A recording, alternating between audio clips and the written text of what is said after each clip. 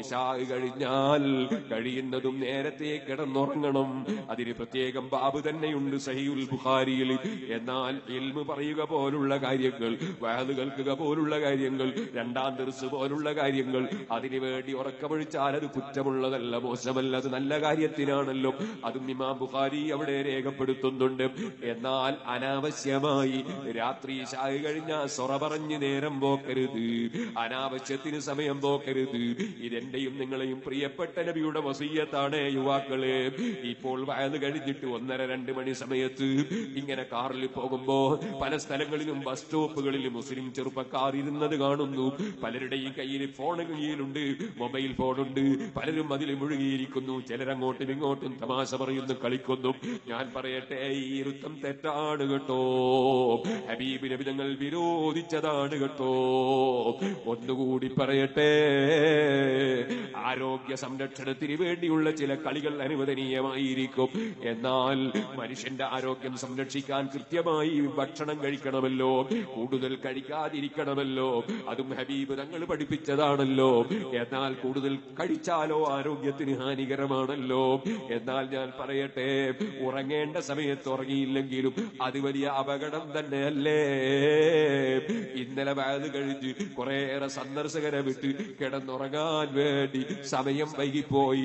നേരം വെളുത്ത് ക്ലാസ് കഴിഞ്ഞ് 1/2 മണിക്കൂർ കിടക്കുമ്പോ ഒരു നിക്കാഹിന് പോകേണ്ടി വന്നു. അത് കഴിഞ്ഞ് പിന്നെ സമയം കിട്ടിയില്ല.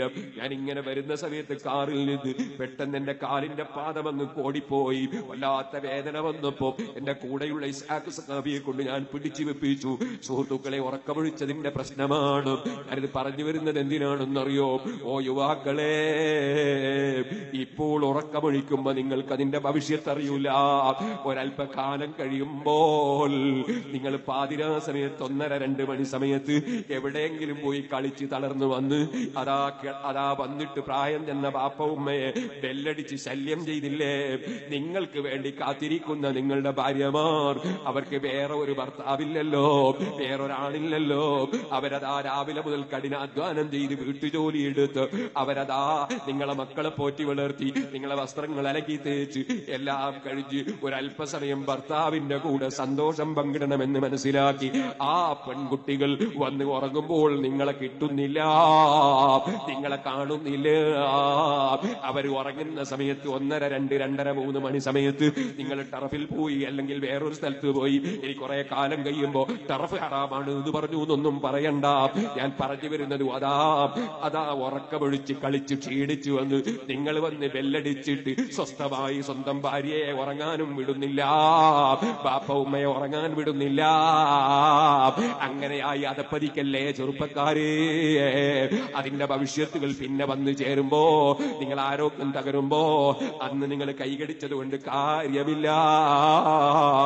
എന്തായാലും ഹബീബ് വിരോധിച്ച കാര്യമല്ലേ. കേട്ടിട്ടില്ലേ നിങ്ങൾ?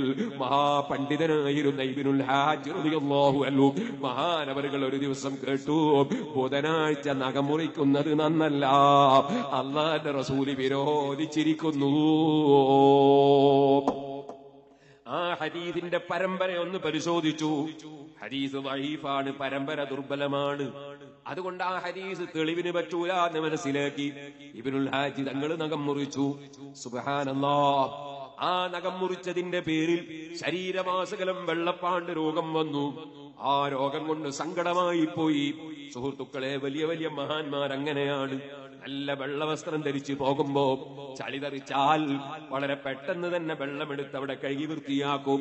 ലുങ്കിത്തുണിയും എടുത്ത് പോകുമ്പോ ചളി തെറിച്ചാൽ അത് പുഴയിൽ കൊണ്ടുപോയി അടിച്ചലക്കും.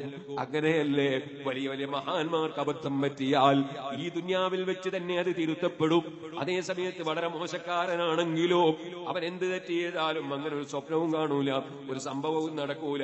കാരണം അത് നരകമാകുന്ന പുഴയിൽ കൊണ്ടുപോയി അടിച്ചലക്കാൻ വെച്ച ലുങ്കിത്തുണിയാണ്. ഇബ്നുൽ ഹാജി തങ്ങൾ വെള്ളത്തുണിയാണ്, വലിയ മഹാനാണ്. ബഹുമാനപ്പെട്ടവർക്ക് ഫലനുദീഖന്നഹും മിനൽ അദാബിൽ അദ്നാ ദൂനൽ അദാബിൽ അക്ബരി ലഅല്ലഹും യർജിഊൻ. ചെറിയ ശിക്ഷകൾ കൊടുക്കും, വലിയ ശിക്ഷകൾക്ക് മുമ്പ് തൗബ ചെയ്ത് മടങ്ങാനാണ്. വെള്ളപ്പാട് രോഗം കൊണ്ട് മനസ്സ് വിഷമിച്ച് കിടക്കുമ്പോ ഹബീബ് മുഹമ്മദുർ റസൂലുള്ളാഹി സ്വല്ലല്ലാഹു അലൈഹി വസല്ലം തങ്ങൾ സ്വപ്നം കാണുന്നു. ഞാൻ എന്റെ പ്രസംഗം ഈ ചരിത്രത്തോടെ നിർത്തട്ടെ.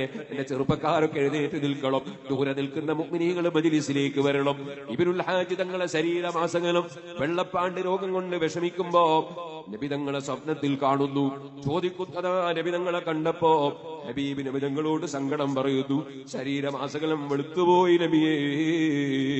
അവിടുന്ന് ചോദിച്ചു, നിങ്ങൾ ബുധനാഴ്ച നഖം മുറിച്ചില്ലേ? ബുധനാഴ്ച നഖം മുറിച്ചില്ലേ? ഞാനത് വിരോധിച്ചു, നിങ്ങൾ കേട്ടിട്ടില്ലേ? ബഹുമാനപ്പെട്ടവർ പറഞ്ഞു, നബിയെ അതെനിക്ക് സഹിഹായ നിലക്ക് കിട്ടിയിട്ടില്ല, സഹിഹായ പരമ്പരയിൽ അത് കിട്ടിയിട്ടില്ല. അപ്പൊ അവിടുത്തെ ചോദ്യം, സഹിഹായ പരമ്പരയിൽ കിട്ടിയില്ലെങ്കിലും ഞാനങ്ങനെ പറഞ്ഞു എന്നൊരു വാക്ക് നിങ്ങൾ കേട്ടില്ലേ? ഞാനങ്ങനെ പറഞ്ഞു എന്ന് കേട്ട സ്ഥിതിക്ക് വേറെ അതാ ആ ഒരു ദിവസം ഒഴിച്ച് വേറെ എത്ര ദിവസം നഖം മുറിക്കാനുണ്ടല്ലോ?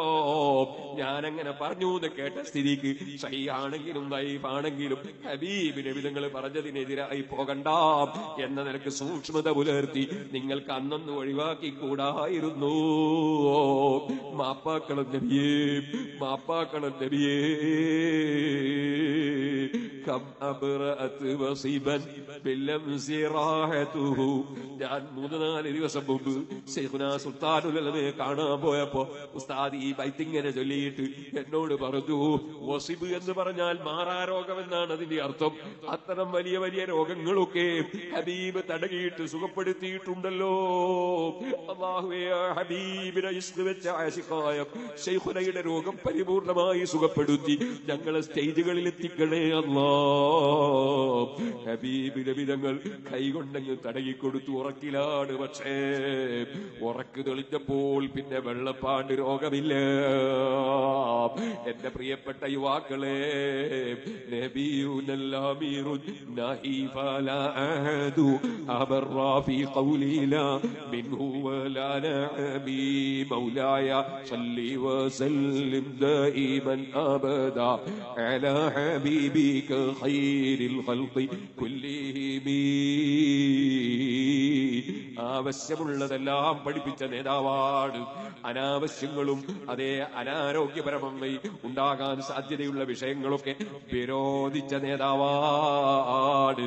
സയ്യിദുൽ ഖലായിഖ് റഹ്മത്തുൽ ലിൽ ആലമീൻ മുഹമ്മദുർ റസൂലുള്ളാഹി സല്ലല്ലാഹു അലൈഹി വഅലിഹി വസല്ലം വസല്ലം. ആ റസൂലുള്ളാഹിനെ പിന്തുടർന്ന് ജീവിക്കുമെന്ന് നമ്മൾ പ്രതിജ്ഞയെടുക്കണം. ജീവിതത്തിൽ അപാകതകളൊന്നും സംഭവിക്കാത്തവനല്ല ഞാൻ.